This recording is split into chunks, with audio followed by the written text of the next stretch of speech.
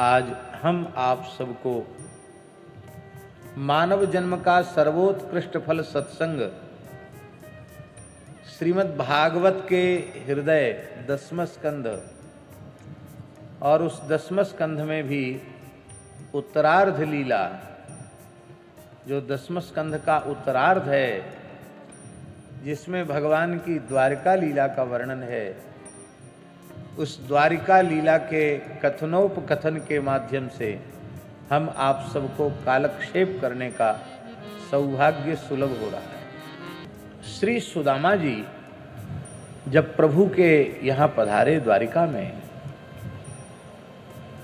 और भगवान द्वारकाधीश ने स्वयं उनके श्री चरणों को धोया, श्री सुखदेव जी कह रहे हैं,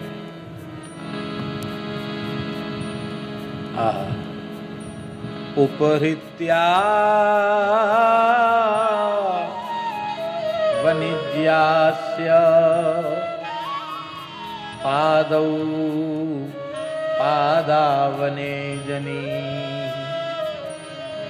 अग्रहीत शिरसा राजन भगवान लोक पावना।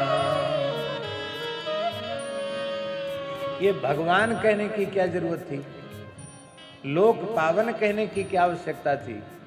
अरे भाई, कोई राजा, कोई क्षत्रिय एक ब्राह्मण का चरणामृत नहीं ले रहा है। जिन भगवान के चरणों से प्रकट हुई श्री गंगा जी त्रिभुवन पावनी है, पतित पावनी है, विष्णु पादोद्भवा गंगा साक्षात ब्रह्मद्रव स्वरूपा हैं। जिन गंगा जी के जल की एक कणिका मुख में चली जाए तो सद्य संपूर्ण पाप नष्ट हो जाते हैं। गंगा जी के केवल दर्शन हो जाए तो संपूर्ण पाप नष्ट हो जाते हैं। गंगे तब दर्शनान मुक्ति ही न जाने स्नान जम फलम। स्नान का फल क्या है मैं नहीं कह सकता, आपके तो दर्शन से मुक्ति हो जाती है। ऐसी भगवती विष्णु पादोद्भवा गंगा जिनके चरणों से निकली हैं, जो इतना पवित्र करने वाली हैं, ऐसे लोक पावन भगवान श्री कृष्ण सुदामा जी के चरणों को धोते हैं, प्रक्षालन करते हैं। ब्रह्मण्य देव भगवान उनके चरणों को धो रहे हैं। और अग्रहीत, संस्कृतज्ञ लोग बैठे हैं, अग्रहीत माने भगवान चरण धोकर केवल छिटकते नहीं, अग्रहीत भगवान चरणामृत पान करते हैं। शिरसा, फिर शेष चरणामृत को अपने मस्तक पर सिंचन करते हैं। इस प्रकार से सभक्ति पूर्वक परम तपोधन सुदामा विप्र का अर्चन करते हुए देख करके भगवान श्री कृष्ण की रानी पट्टरानी, द्वारिकावासी उग्रसेन, अक्रूर, उद्धव आदि सब अपने मन में विचार करने लगे कि किमनेन कृतम पुण्यम अवधूतेन भिक्षुणा। जिसकी वेशभूषा भिक्षुक के जैसी है, अवधूत जैसी है, इस अवधूत ने कौन सा पुण्य किया था जो साक्षात द्वारिकानाथ वैकुंठनाथ श्री कृष्ण चरण प्रक्षालन कर रहे हैं। द्वारिका लीला ऐश्वर्य लीला है।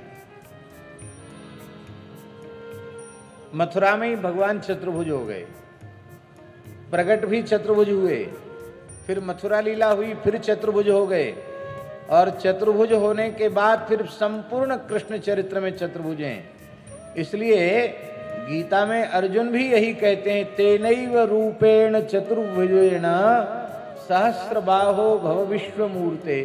हे सहस्रबाहो विश्वमूर्ते, तेनैव चतुर्भुजेन रूपेण भव। उसी चतुर्भुज रूप से आप हमें दर्शन दीजिए। भगवान चतुर्भुज हैं।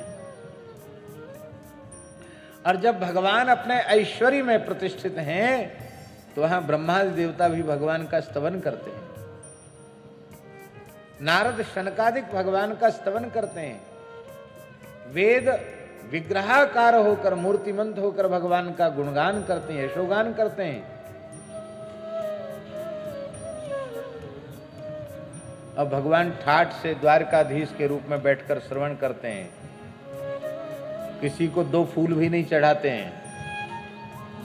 और ये ब्राह्मण इसको अपने सिंहासन पर बिठा दिए। सिंहासन नहीं माता जी, लिखा है जिस पर्यंक पर रुक्मिणी के साथ वे विराजते हैं, उस पर्यंक पर बिठा दिया, स्वयं रुक्मिणी के साथ चरणों में बैठे।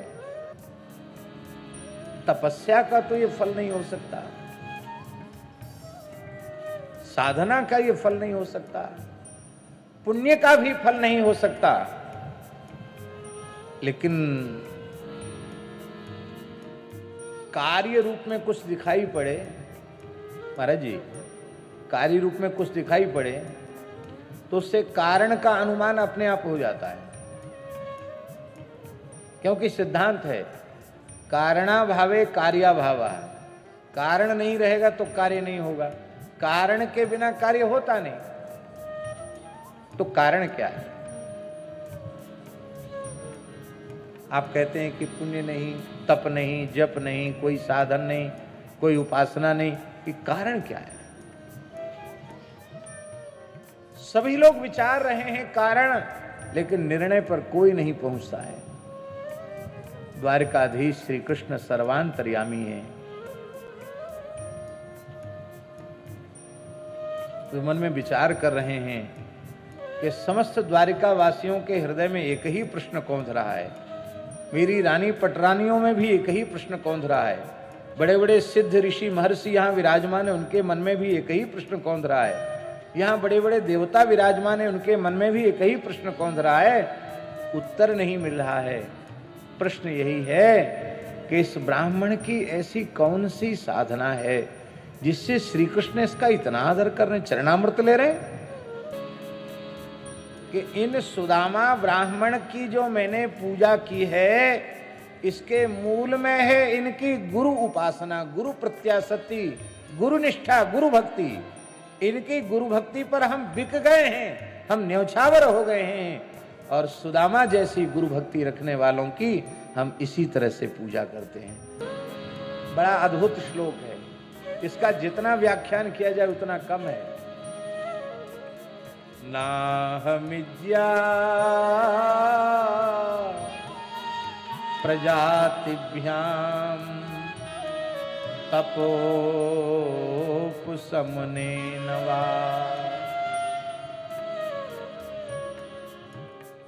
तुष्येयं सर्वभूतात्मा गुरु शुश्रूषया यथा, गुरु शुश्रूषया यथा। हे द्वारिका वासियों, हे मेरी रानियों, पट्टरानियों, हे देव गंधर्व यक्ष किन्नर सिद्धो,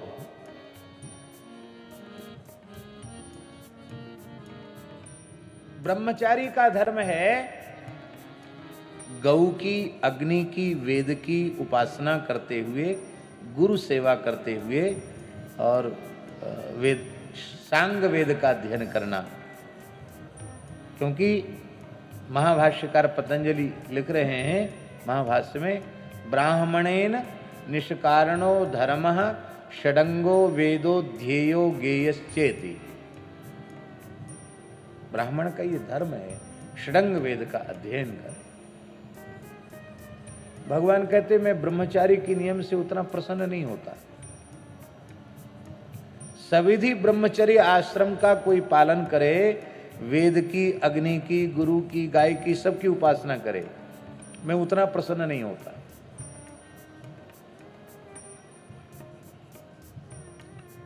तब गृहस्थ का जो धर्म है,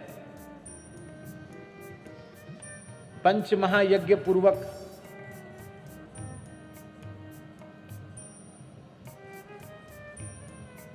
यज्ञ शिष्टासिन संतः मुच्यन्ते सर्वकिल विषयी। महाभारत में लिखा है गृहस्थ का धर्म वह अमृताशी होता है और भिघसासी होता है। तो गृहस्थोचित धर्म का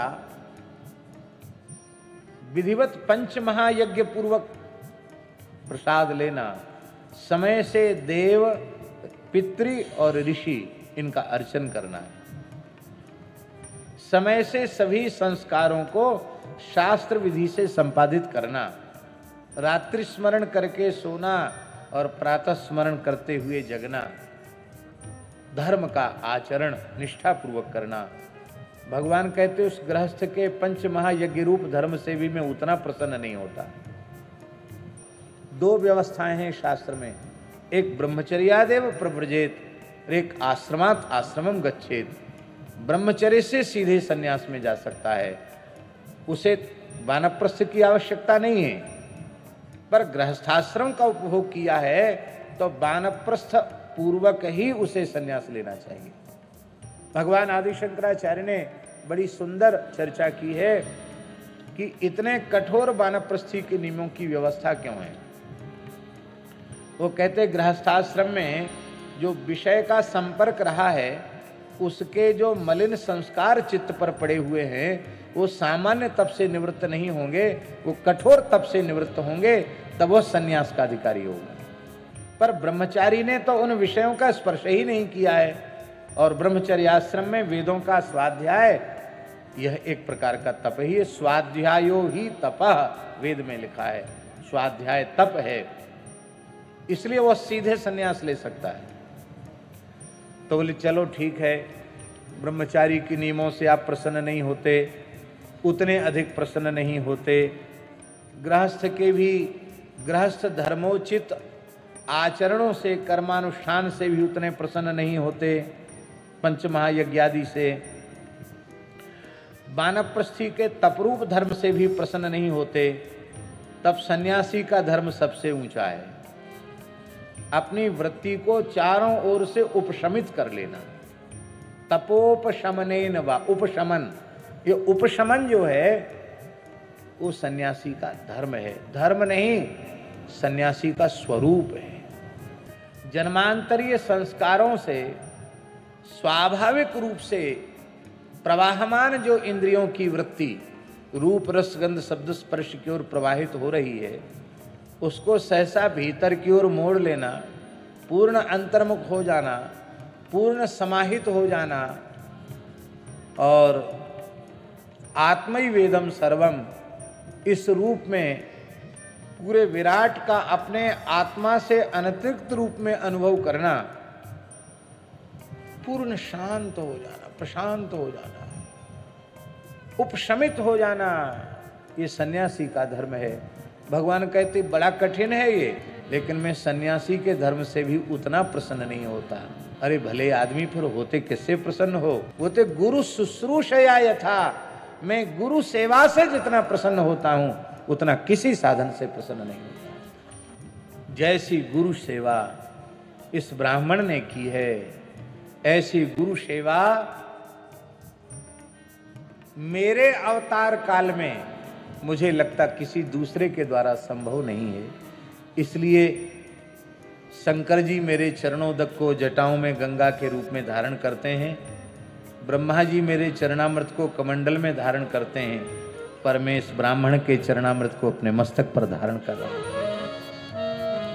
आप हमारे संत वाणी चैनल को सब्सक्राइब करें, वीडियो को लाइक करें, शेयर करें, और हाँ, बेल आइकन पर क्लिक करना बिल्कुल ना भूलें, ताकि हमारी किसी भी वीडियो की सूचना सबसे पहले आपको मिले।